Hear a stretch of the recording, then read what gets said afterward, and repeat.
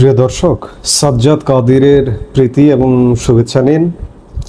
এই মুহূর্তে আপনাদের সামনে কথা বলতে এসেছি সব অপরাধের পেছনে আওয়ামী লীগকে খুঁজে ইউনূসের বাঁচার চেষ্টা, এই প্রসঙ্গটি নিয়ে কথা বলবো।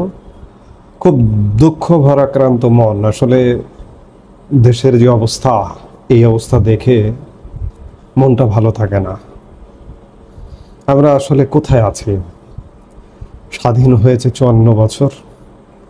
54 বছরে বিভিন্ন সময় বিভিন্ন সরকার দেশ শাসন করেছে। এখন আমরা একটি দেশ শাসন দেখছি। বাংলাদেশের বয়সের সময় আমার বয়স নয়, কিংবা আমার স্মৃতিতে যতটুকু মনে আছে সেটি হয়তো গত 30 বছরের। এই 30 বছরে যা দেখেছে তার থেকে ভয়ানক ঘটনাগুলো ঘটতে দেখছি। বিশেষ করে গতকালকের দুটি ঘটনা মনকে এতটাই নাড়া দিয়েছে যে আমার মাতৃভূমি কতটা বিপদ, কতটা শঙ্কায় আছে। কুমিল্লার মুরাদনগরের সেই দৃশ্য আসলে সামাজিক যোগাযোগ মাধ্যমে ভেসে বেড়াচ্ছে, আমি দেখতে পারিনি। হ্যাঁ, হয়তো আমি ইমোশনাল হয়ে আপনাদের সামনে কথা বলছি, মনটা খারাপ হচ্ছে। মানুষ তো রক্তে মাংসে গড়া মানুষ।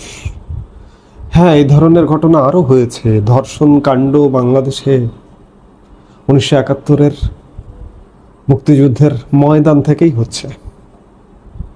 আজও বাংলাদেশ ধর্ষণের বাইরে নয়, কিন্তু গতকালকের যে ঘটনাটি ঘটেছে, ধর্ষণ করে ভিডিও করে ছড়িয়ে দেওয়া, এটি আসলে নিতে পারছি না, মানতে পারছি না। এবং গতকালকে আরও একটি ঘটনা ঘটেছে। দুটি ঘটনা প্রচণ্ড নাড়া দিয়ে গেছে। এই যে কুমিল্লার যে ঘটনাটি, সেই ঘটনায় দেশব্যাপী ব্যাপক প্রতিবাদ হয়েছে।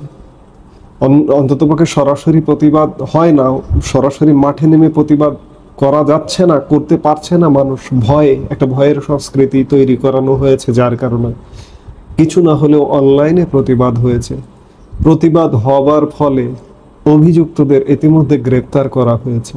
কিন্তু গ্রেপ্তার করার তো শেষ নয়। আজকে একটি ঘটনা ঘটছে, কালকে হয়তো থামছে, পরশু আবার ঘটছে। আবার দ্বিতীয় যে ঘটনাটি ঘটেছে সেটি পটুয়াখালীতে। কামাল গাজী নামে একজন তার ফেসবুক পেজে লিখেছেন, আমার বাড়িতে গিয়ে আমার কলিজা বউকে এভাবে মারতে মারতে হাত পা বেঁধে নিয়ে গেছে একটু আগে। দেশবাসীর কাছে সহযোগিতা কামনা করছি, আমার কলিজাটাকে বাঁচান। স্থান পটুয়াখালী জেলা, রাঙ্গামালী উপজেলা, মৌডুবি ইউনিয়ন, 9 নম্বর ওয়ার্ড। সময় রাত 1টা। গতকাল রাত 1টার দিকের ঘটনা। একজন গৃহবধূকে সন্ত্রাসীরা হাত পা বেঁধে তুলে নিয়ে চলে গেছে। আজকে সকাল পর্যন্ত, এই মুহূর্তে যখন ভিডিওটা করছি, তখনও বিভিন্ন মাধ্যম থেকে জানলাম যে সেই নারীকে উদ্ধার করা সম্ভব হয়নি।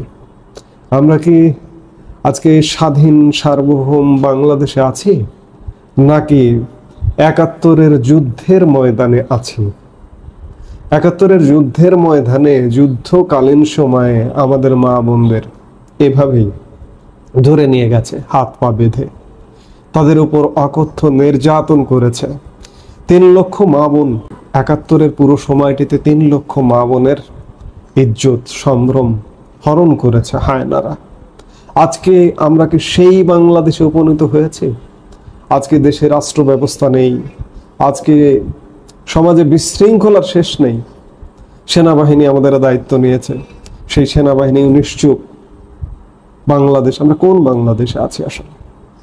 এবং যে কোনো অপরাধের পেছনে, অপরাধটি ঘটবার পেছনে পরবর্তীতে অপরাধ কারা সংগঠিত করেছে, তাদের পেছনে বলা হচ্ছে আওয়ামী লীগ।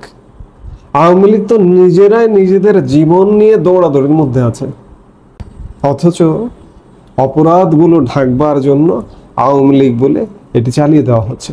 চালিয়ে দাও, অবস্থাটি এমন। আজকে 1 বছর হতে চলেছে। আমি দুটো ঘটনার কথা বললাম, এরকম শত শত হাজার হাজার লক্ষ লক্ষ ঘটনা আছে।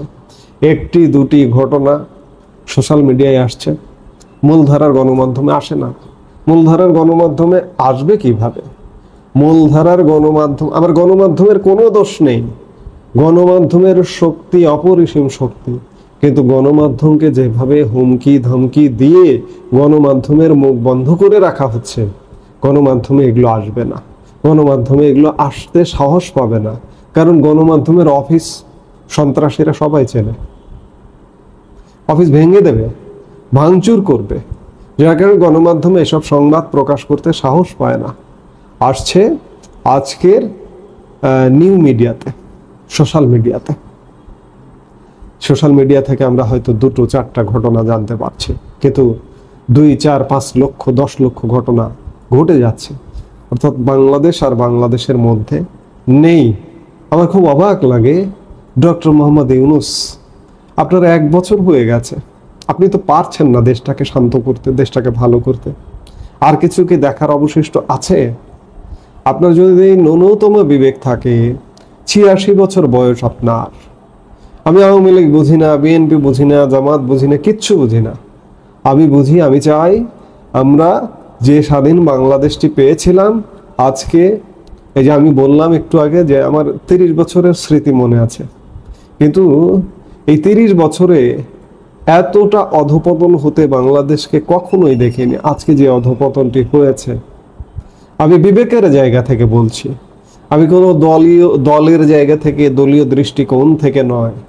আমি কোনো দল করি না, আগেও বলেছি, বারবারই বলেছি, কোনো রাজনৈতিক দলের এই নোংরা রাজনীতির সাথে আমার কখনোই সংশ্লিষ্টতা নেই, ছিল না। জন্মেই দেখি বাংলাদেশের নোংরা রাজনীতি। জন্ম বলতে একটা মানুষ যখন বিশ্ববিদ্যালয়ে যায়, তখন থেকেই বলা যায় মানুষের একটা জন্ম হয়, ভিন্ন একটা জন্ম হয়। আমি বিশ্ববিদ্যালয়ে গিয়েই দেখি কিসের ছাত্রলীগ, কিসের ছাত্রদল, কিসের শিবির, নোংরা। আমার বিশ্ববিদ্যালয়ে আমার সময় গেল, আমি 28,000 স্টুডেন্টের একজন স্টুডেন্ট ছিলাম। সেই 28,000 স্টুডেন্টের মধ্যে সব দল মিলিয়ে 200 ছাত্রছাত্রী রাজনীতি করতো না। তাহলে রাজনীতি কি ঘৃণার জায়গায় পৌঁছে গিয়েছিল একবার চিন্তা করুন। কাজেই আমি রাজনীতি বুঝি না। আজকে ডক্টর ইউনূস ভয়ঙ্কর পরিস্থিতিতে দেশকে নিয়ে গেছেন। আমরা মাপছি আপনার কাছে, আপনি দয়া করে বাংলাদেশকে ক্ষান্ত দিয়ে বিদায় নিন। বিদায় নিয়ে যারা আপনাকে দায়িত্ব দিয়েছে, সেনাবাহিনী দায়িত্ব দিয়েছে আপনাকে, সেই সেনাবাহিনীকে বলুন যে আমি পারছি না, সেনাপ্রধানকে বলুন আপনারা অন্য কাউকে দায়িত্ব দিন। তাহলে অন্ততপক্ষে আপনার উপর থেকে এই দায়টা যায় না। এই যে আজকে ধর্ষণ হচ্ছে, নারীকে অপহরণ করা হচ্ছে, এগুলো তো শুধু বাংলাদেশ না, আপনি তো সারা বিশ্বে খ্যাতিমান মানুষ, পরিচিত মানুষ, আপনি নোবেল পুরস্কার প্রাপ্ত একজন মানুষ এবং নোবেল শান্তি পুরস্কার প্রাপ্ত মানুষ, কিন্তু অশান্তির বাংলাদেশ তৈরি করে আপনার 86 বছর বয়স, আর কয়দিন বাঁচবেন? আগামীকালকেও তো মারা যেতে পারেন, আমিও যেতে পারি, আমি আপনার থেকে হলেও অর্ধেক বয়স হলেও আমিও মারা যেতে পারি। কিন্তু বাংলাদেশের যে গড় আয়ু, সেটিকে এক্সপায়ার করে গেছেন আরো 1 যুগ আগে। তো কাজেই আজকে বাংলাদেশকে আপনি ঠান্ডা করতে পারছেন না। বিদায় নিন। আর যে কোনো অপরাধের পেছনে আওয়ামী লীগকে, সব দোষ আওয়ামী লীগের। আর কিছু হলেই কোনো দেশের যদি দোষ থাকে, ভারতের, এগুলো বাদ দিন, বাদ দিয়ে বিদায় নিন। নইলে পরিণতি কিন্তু খুব ভয়ানক হবে। এগুলোর একটা শেষ আছে। শেখ হাসিনার কি পরিণতি, কি ভয়ানক পরিণতিতে তার বিদায় নিতে হয়েছে। আপনি সেটা থেকে যদি শিক্ষা নেন, আপনি কতক্ষণ এইভাবে আপনার পক্ষে, বা এই যে যারা আপনার পক্ষে আছে, কতক্ষণ থাকবে? বাকি বাংলাদেশের বাকি মানুষগুলো তো ফুঁসে উঠবে, ফুঁসে উঠে রাস্তায় নামবে। গণভবনের যে পরিণতি হয়েছিল, আজকে যমুনার সেই পরিণতি যদি হয়, আজ হোক, 3 মাস পর হোক, 6 মাস পর হোক, 1 বছর পর হোক, সেটি কি হবে? বিশ্বে আপনার মান সম্মান যাবে, বাংলাদেশেও আপনি অপদস্থ হবেন। কাজেই মাফ করুন, আমাদের বাংলাদেশের মানুষকে মাফ করুন, বিদায় নিন। আপনি বিদায় নিলে অন্ততপক্ষে অন্য একটা ব্যবস্থা আসবে। আপনি পারছেন না, সোজা কথা, অন্য একটা ব্যবস্থা আমরা দেখতে পারি যে সেই ব্যবস্থাটি পারে কিনা। এই মুহূর্তে এ পর্যন্তই। সবাই ভালো থাকুন, সুস্থ থাকুন। আমাদের ভিডিওগুলো নিয়মিত পেতে সাবস্ক্রাইব করুন Sajjad Kadir and the legends YouTube channel এবং লাইক, কমেন্ট, শেয়ার করে সাথে থাকুন।